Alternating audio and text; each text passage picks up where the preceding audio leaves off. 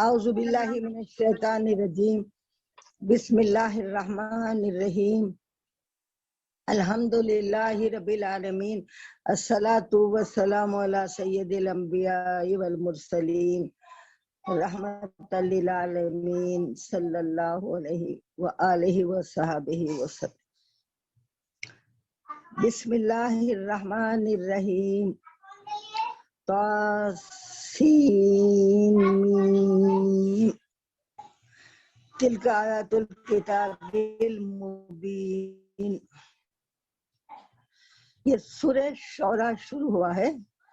ابتدا میں جو الفاظ ہیں اس کو حروف مقطعات کہتے ہیں، اور بھی سوروں کے پہلے ایسے الفاظ ہیں جیسا کہ کاف ہا یا عین صاد ہا میم عین سین قاف، ایسے الفاظ ہیں جو علیحدہ علیحدہ پڑھے جاتے ہیں۔ اس لیے اس کو حروف مقطعات کہا جاتا ہے کیونکہ یہ قطع قطع کر کر پڑھے جاتے ہیں، اور اس کے بارے میں اس کے معنی کوئی نہیں بتائے گئے، بلکہ یہ ہے اس کے بارے میں لکھا ہوا کہ وہ اللہ اور رسول اللہ صلی اللہ علیہ وسلم کے درمیان ایک راز ہے، جیسا کہ کوڈ ورڈ رہتے ہیں وہ صرف رسول اللہ صلی اللہ علیہ وسلم ہی سمجھ سکتے ہیں اس کا مطلب۔ آگے ارشاد ہے تلک آیات الکتاب المبین۔ تلک یہ وہ آیتیں ہیں کتاب مبین کی۔ کتاب مبین سے مراد قرآن پاک ہے، اور مبین کے معنی ہے روشن کتاب، روشن کرنے والی کتاب۔ آگے ارشاد ہے لعلک باخع نفسک الا یکونوا مؤمنین۔ لعلک شاید کہ آپ، بقا کہتے ہیں اپنے آپ کو ہلاک کر دینا۔ کیا آپ اپنے آپ کو اللہ تعالیٰ پوچھتا ہے رسول اللہ صلی اللہ علیہ وسلم سے، اے حبیب پاک کیا آپ اپنے آپ کو ہلاک کر دیں گے؟ نفس کا، اپنے نفس کو۔ اللہ یہ کہ اس لیے کہ لا یکون مومنین، کہ وہ اس ایمان نہیں قبول کر رہے ہیں اس بات پر۔ تو رسول اللہ صلی اللہ علیہ وسلم کی عادت شریفہ تھی کہ وہ دن بھر ایک ایک جتھے پر، ایک ایک ان کی جہاں جماعت رہتی ہے کفار و مشرکین کی۔ یہ سورہ مکی ہے، آخر کی چند آیتیں مدنی ہیں۔ تو جب مکے میں نازل ہوا تو اس کے بارے میں یہ ہے کہ جہاں جہاں کفار کے جتھے ہوتے، جہاں جہاں ان کی بیٹھک ہوتی، ہر ہر جگہ رسول اللہ صلی اللہ علیہ وسلم جاتے تھے اور ان کو بڑے درد بھرے انداز سے سمجھاتے تھے کہ اللہ ایک ہے، ایک اللہ کو مانیے۔ بہت طریقے سے سمجھاتے، قرآن کی آیتیں پڑھ پڑھ کر سناتے، ان کے اعتراضات کا جواب دیتے رہتے تھے۔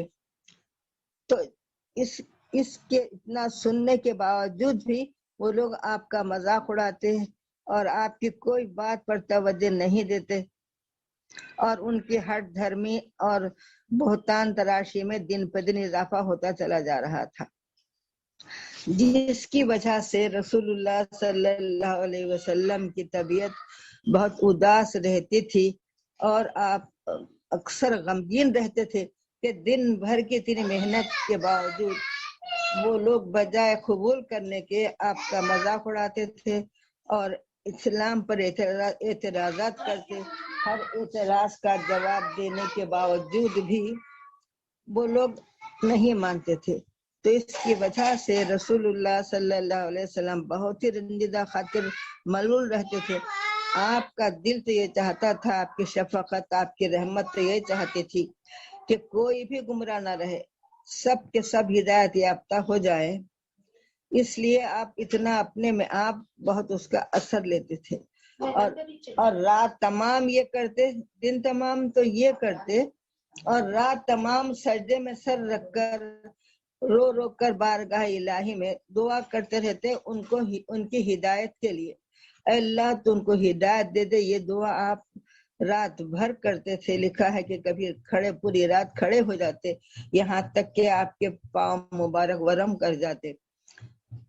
کبھی سجدے میں رات گزارتے تو دن بھر یہ محنت کرتے، اور رات کو ان کی ہدایت کے لیے دعا کرتے رہے، اتنا دعا کرتے رہتے تھے.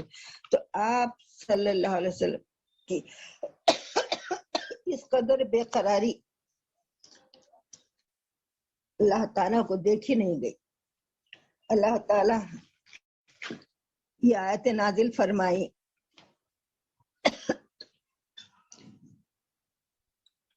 کہ آپ اتنا اپنے آپ کو ہلاکت میں نہ ڈالیے.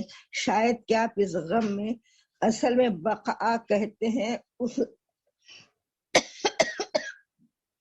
کہتے ہیں وہ رگ کو جو ریڑھ کی ہڈی میں سے گزرتی ہوئی گردن میں پہنچتی ہے، اسے بقا کہا جاتا ہے. یہ جس وقت جب ذبح کرتے ہیں کوئی جانور کو، تو جب یہاں تک چھری پہنچ جائے تو سمجھتے ہیں کہ ذبح مکمل ہو گیا. اسی سے باقی ہے. اس کا مطلب یہ ہے کہ ایسا ذبح کرنے والا جس سے چھری بقا تک پہنچ جائے. تو رسول اللہ صلی اللہ علیہ وسلم کے غم کا یہ عالم رہتا تھا. تو عربوں میں یہ مقولہ تھا کہ جب کوئی اپنی جان کو کسی غم میں گنوا دیتے تو کہتے تھے عرب لوگ بقا نفسہ ہو، اس نے اپنے کو ہلاک کر رہا ہے. تو رسول اللہ صلی اللہ علیہ وسلم کی یہ کیفیت اللہ تعالیٰ کو دیکھی نہ گئی. اللہ تعالیٰ ارشاد فرماتے ہیں آپ اتنا غم کھا رہے ہیں ان کے اسلام قبول نہیں کرنے کا. لعلک باخع نفسک، شاید کیا آپ اپنے آپ کو باخن میں نے ہلاک کر دیں اپنے نفس کو.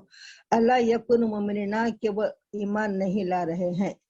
اس کے بعد اللہ تعالیٰ فرماتے ہیں ان نشاء ننزل علیہ من السماء آیتن فظلت اعناقهم لها خاضعین. اللہ تعالیٰ فرماتا ہے ان نشاء، اگر ہم چاہیں، ننزل علیہم، تو نازل کر دیں ان پر، من السماء، آسمان سے، آیتن، کوئی نشانی، کوئی معجزہ، ایسا معجزہ کہ جس کی وجہ سے وہ فضلت، جھک جائے، اعناقهم، ان کی گردنیں، خاضعین، عاجزی کے ساتھ ان کی گردن، ان کے سر جھک جائیں. ہم ایسا کر سکتے ہیں کیونکہ اللہ تعالیٰ یہ فرماتے ہیں اگر ہماری مرضی ہوتی کہ یہ سب کے سب اسلام قبول کر لیں تو ہم انہیں کوئی ایسی نشانی دکھاتے جس کے بعد انہیں انکار کی گنجائش ہی نہیں رہتی، مگر ہماری مشیت یہ نہیں ہے. اللہ تعالیٰ فرماتا ہے کیونکہ انسان کو عقل و فہم کی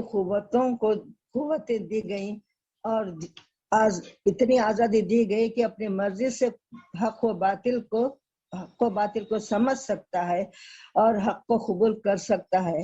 پھر اس کو اختیار بھی دیا گیا کہ اپنی مرضی سے دو راہوں میں سے کوئی راہ اختیار کر لے، تاکہ اگر کوئی نیکی کا راستہ اختیار کرے تو وہ اجر کا مستحق قرار پائے، اور کوئی بدی پر چلے تو اس سزا کا حقدار ہو جائے. تو اللہ تعالیٰ فرماتے ہیں کہ ہم یہ نہیں چاہتے، اللہ تعالیٰ فرماتا ہے کہ ہم یہ نہیں چاہتے کہ کسی کو زبردستی اسلام قبول کوئی کرے. یہ اللہ تعالیٰ کی شان کے خلاف ہے، بلکہ اختیار دیا گیا، عقل و سمجھ دی گئی، معجزات بھی دکھائے گئے، کتاب بھی نازل کی گئی، اور ایک سمجھانے والے کو بھی دنیا میں بھیجا گیا کہ وہ آپ کو بڑی درد مندی کے ساتھ لوگوں کو سمجھاتے رہتے ہیں، مگر وہ لوگ کسی قیمت پر نہیں مانتے. تو اللہ تعالیٰ فرماتا ہے کہ ہم ان کو زبردستی اسلام قبول کرانا نہیں چاہتے ہیں، بلکہ اپنے اختیار سے قبول کرنا چاہیے. جب اختیار سے نیک کام کریں گے تو اللہ تعالیٰ کے پاس اس کا اجر ہے، اور اختیار سے اگر نافرمانی کریں گے تو اس کا عذاب بھی ہے. تو اس لیے انسان کو اللہ تعالیٰ نے بالکل بے بس نہیں بنایا، بلکہ اختیارات دیے ہیں، اللہ نے عقل و سمجھ دی ہے. تو اللہ تعالیٰ فرماتا ہے کہ اگر ہم چاہتے ہیں کہ سب اسلام قبول کر لیں تو ہم ایسی نشانی ظاہر کرتے آسمان سے کہ وہ مجبوراً سب کے سب کو اسلام قبول کرنا پڑتا تھا. اللہ تعالیٰ فرماتا ہے ہم ایسا نہیں چاہتے. اس لیے اللہ تعالیٰ آپ صلی اللہ علیہ وسلم کو تسلی دیتا ہے کہ آپ کا جو فرض تھا آپ تو ادا کر دیے، بہت بہترین طریقے سے ادا کر دیے، آپ اپنا کام کر لیے. اب آپ پر کوئی ذمہ داری نہیں ہے، اگر وہ ایمان نہیں لائیں گے تو خود ہی سزا بھگتیں گے. آگے ارشاد ہے وما یاتیہم من ذکر من الرحمن محدث الا كانوا عنہ معرضین. وما یاتیہم، اور نہیں آتی ہیں ان کے پاس کوئی، من ذکر، کوئی نصیحت، جب وہی آتے رہتی، اللہ تعالیٰ کے پاس ہے جب جب کوئی نصیحت کی بات آتے رہتی. ذکر کے معنی نصیحت کے بھی ہیں. من الرحمن، رحمان کی طرف سے یعنی اللہ کی طرف سے، بہت مہربان پروردگار کی طرف سے جب کوئی نصیحت کی بات آتی ہے تو کفار یہ کہتے ہیں محدثین تو نئی نئی باتیں بتا رہی ہیں، تو نئی بات ہے. اللہ کانو انہا موردین، سوائے اس کے کہ وہ لوگ ہو جاتے، اللہ سوائے اس کے کہ کانو ہو جاتے وہ لوگ مورزین مانے اعراض کرنے والے، منہ پھیرنے والے.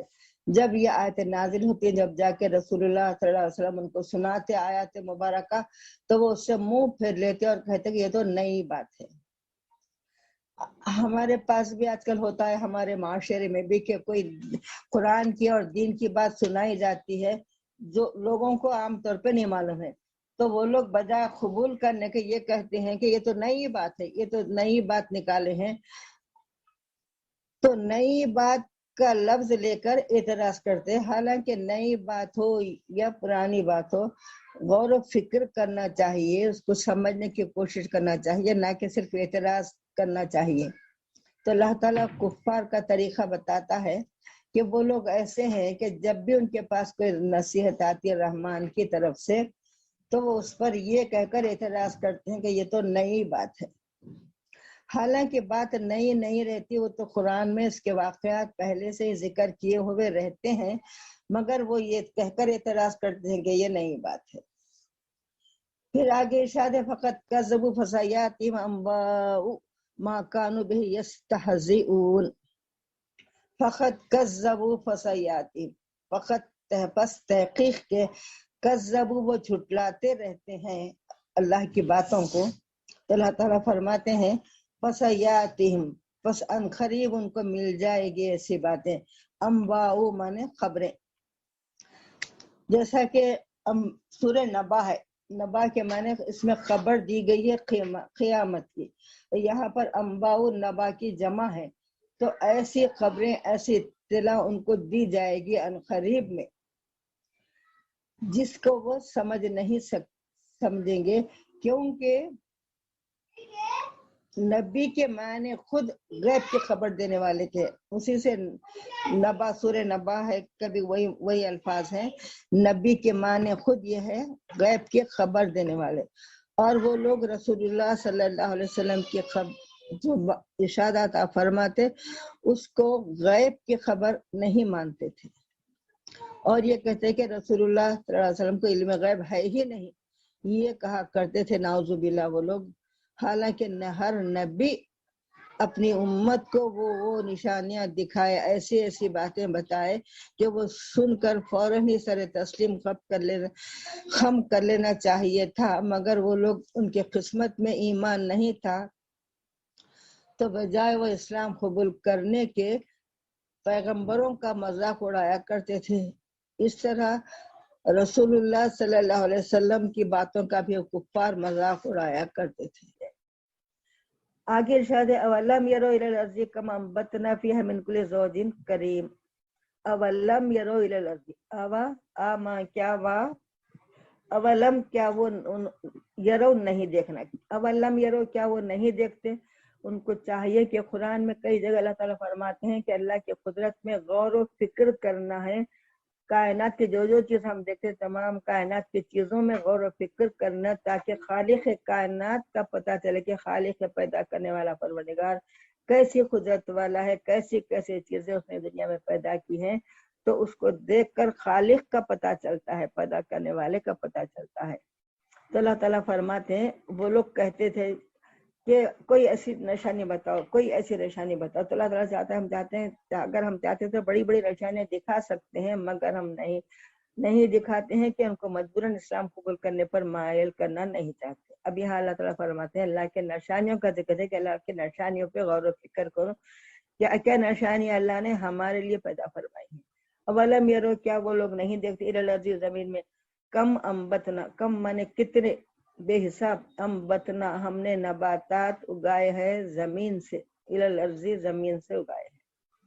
فیہا اس میں، من کل زوج کریم اس میں ہر قسم کے فائدہ مند جوڑے ہیں. کریم مانے بہترین فائدہ دینے والے، ہم ہر چیز کے ہم نے جوڑے بنائے. ان نبات خصوص کر تفسیروں میں لکھا ہے کہ نباتات کے بھی جوڑے ہوتے ہیں، جیسا کہ آج کل سائنس کی ترقی سے سب معلوم ہو چکی ہے، قرآن کے ایک بات کی تصدیق ہوتی چلی جا رہی ہے جتنا سائنس ترقی کرتے چلی جا رہی ہے۔ تو نباتات میں بھی نر و مادہ ہوتے ہیں، اس کے بھی جوڑے ہوتے ہیں، اور نر و مادہ سے جیسا کہ ہر چیز کی نسل بڑھتی ہے، ویسا ہی زمین سے بھی، زمین کے درختوں کی طرف سے غور و فکر سے دیکھنا چاہیے کہ یہ پروردگار عالم کیسے قدرت والا ہے۔ یہ بعض بڑے بڑے درخت ایسے ہوتے ہیں کہ ان کو پانی نہیں ڈالا جاتا، بلکہ وہ خود بخود ان کی جڑیں زمین تک جا کر زمین سے خود بخود وہ پانی لے لیتی ہیں، اور ایک ہی زمین ہے، ایک ہی پانی ہے، مگر دو درخت اگر بازو بازو ہے، ایک میٹھے قسم کے پھل کا اور ایک نیم کا درخت کڑوا، یا ایسے بہت سے کڑوی چیزیں بھی رہتی ہیں۔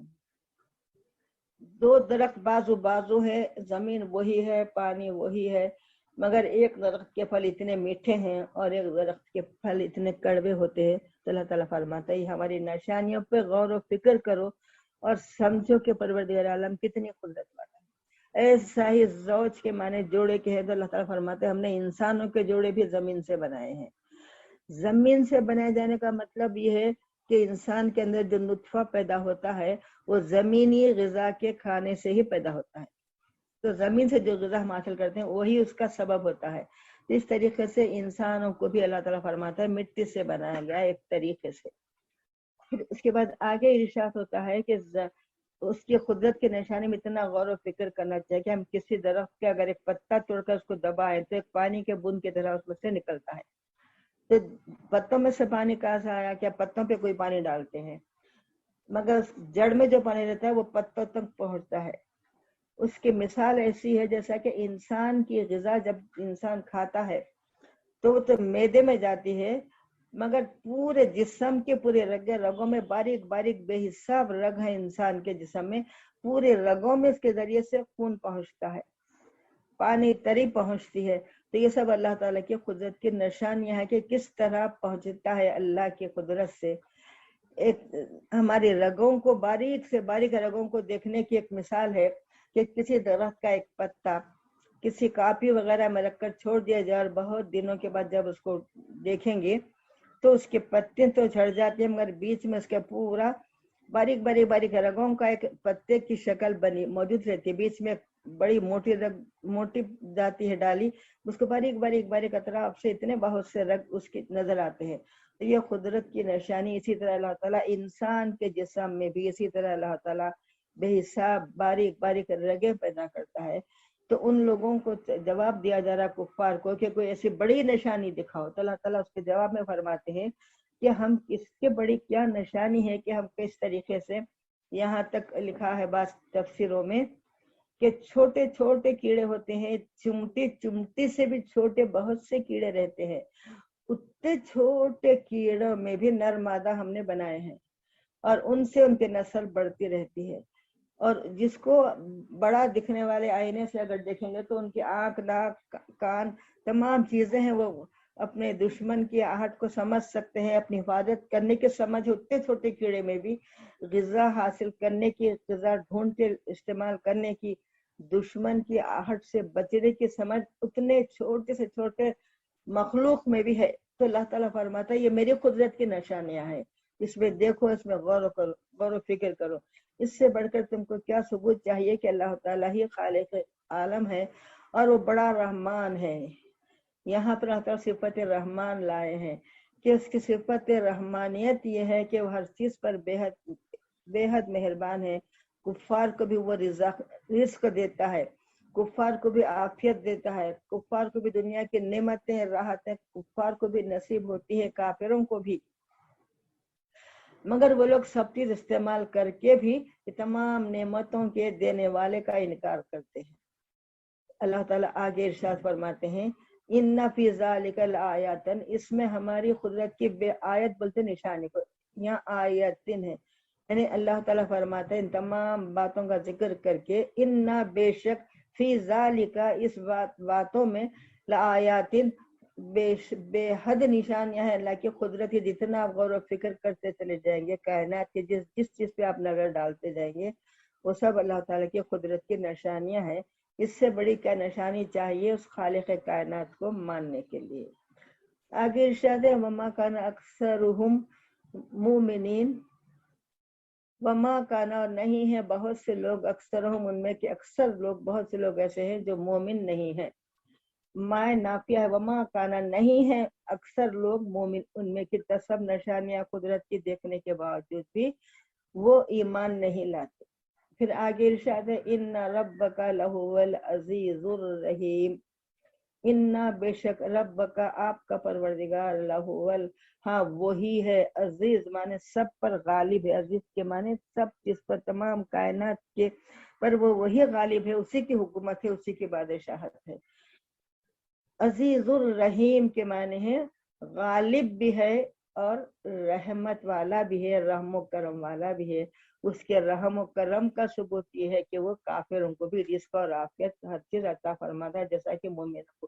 اگر نافرمان کو نہیں دیتے تو نافرمان مجبوراً اسلام قبول کرتے. اللہ تعالیٰ فرماتا ہے یہ اللہ کی شان نہیں ہے کہ ذات باری تعالیٰ کو مجبوراً مان لیں، بلکہ اس کو سمجھ کر، اس کی نعمتوں کو غور و فکر کر کر، اس کو جان کر کے یہ ہمارے رب ہمارے لیے کائنات کے ذرے ذرے کو ہمارے لیے پیدا فرمایا اور ہم کو صرف اور صرف اللہ کی فرما برداری کے لیے پیدا فرمایا.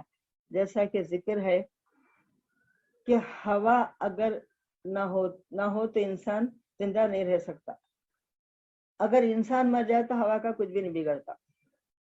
ایسا ہی کائنات میں پانی ہمارے لیے مہیا فرمایا، پوری زمین میں جہاں چاہو کھودو تو وہاں پر پائپ، قدرت کی ایک پائپ لائن ہے زمین کے اندر، جہاں بھی کھودو پانی نکل آتا ہے. اگر پانی نہ ہو تو انسان زندہ نہیں رہ سکتا. انسان کے مر جانے سے پانی کا کچھ بھی نہیں بگڑتا، انسان اگر پورے رہے. ایسے تمام کائنات کی جتنی چیزیں ہیں وہ سب غذا میں جو چیزیں ہم نے، تمام چیزوں میں کوئی چیز ایسی نہیں ہے. جانوروں سے ہم گوشت لیتے ہیں تو ہم نہیں ہونے سے جانوروں کا کچھ نہیں بگڑتا، ہم نہیں ہونے سے درختوں کا کچھ نہیں بگڑتا. سب زندہ رہ سکتے ہیں ہمارے سوا، اور ہم کسی کے سوا زندہ نہیں، پانی کے سوا زندہ نہیں رہ سکتے، ہوا کے زندہ نہیں رہ سکتے. ہمارے لیے نباتات نہ ہو تو زندہ نہیں رہ سکتے، حیوانات اگر نہ ہو جن کا ہم گوشت لیتے ہیں، جن کا ہم گوشت کھاتے ہیں، جن سے ہم دودھ لیتے ہیں، تمام چیزیں جو لیتے ہیں اگر وہ نہ ہو تو ہمارا نقصان ہے. اور انسان جو اشرف المخلوقات ہے وہ کسی کے کام کا نہیں ہے. انسان اگر فنا ہو جائے تو کائنات کی کوئی چیز کا، جانوروں کا، درختوں کا، کسی چیز کا بھی کوئی نقصان نہیں، سب رہ سکتے ہیں اور ہم کسی چیز کے بغیر نہیں رہ سکتے. اللہ تعالیٰ اس کا تفصیل کے بعد یہ فرمایا جاتا ہے کہ غور و فکر کرو کہ تم کو اللہ نے کسی کے لیے نہیں پیدا کیا گا، کائنات کو تمہارے لیے پیدا کیا گا اور تم کو کسی کے لیے نہیں پیدا کیا، تم کو صرف اور صرف اللہ کی عبادت کے لیے پیدا کیا گیا. اللہ تعالیٰ فرماتے ہیں وما خلقت الجن والانس لیعبدون. اللہ تعالیٰ فرماتے ہیں ہم نے نہیں پیدا کیا کسی انسان اور جنات کو کسی کے لیے، صرف اس لیے پیدا کیے ہیں ہم کہ وہ ہماری عبادت کرے. تو اللہ کو سمجھ کر مانے اور اللہ تعالیٰ کی فرما برداری کرنا ہے. تو اللہ تعالیٰ ہم کو قدرت کی نشانیاں دکھاتے رہتا ہے دنیا میں بھی، اور ہم کو دعوت قرآن میں کئی جگہ دعوت غور و فکر دی گئی ہے کہ کائنات کے ذرے ذرے میں غور و فکر کرنے سے انسان اللہ کا شکر گزار بندہ بنتا ہے، اور اللہ تعالیٰ کو شکر گزار بندے بہت پسند ہے. جیسا کہ اللہ تعالیٰ قرآن میں ذکر فرما ہے نوح علیہ السلام کی تعریف میں وَإِنَّهُ كَانَ عَبْدًا شَكُورًا فرمائے. شکور کہتے ہیں بہت شکر کرنے والے، شاکر بولتے شکر کرنے والا، شکور بولتے بہت شکر کرنے والا. تو اللہ تعالیٰ تعریف فرما ہے اللہ کے شکر گزار بندوں کی. تو اللہ تعالیٰ کو شکر گزار بندے پسند ہیں.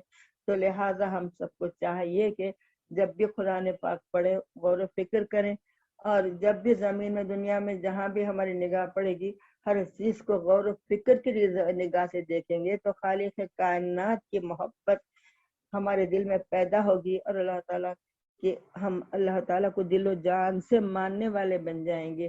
تو اللہ تعالیٰ ہم سب کو قرآن کا فہم عطا فرمائے، قرآن کی تمام باتوں پر عمل کرنے کی توفیق عطا فرمائے، ہم سب کے لیے عمل کو آسان کر دے پروردگار، ہم سب کو قرآن کی ہدایت پر عمل کرنا نصیب فرمائے. وآخر دعوانا الحمد للہ رب العالمین آمین. اللہم آنس وحشتنا فی قبرنا اللهم ارحمنا بالقرآن العظيم واجعله لي حجة يا رب العالمين. اللهم اغفر وارحم وانت خير الراحمين. ربنا ظلمنا انفسنا وان لم تغفر لنا وترحمنا لنكونن من الخاسرين. آمين.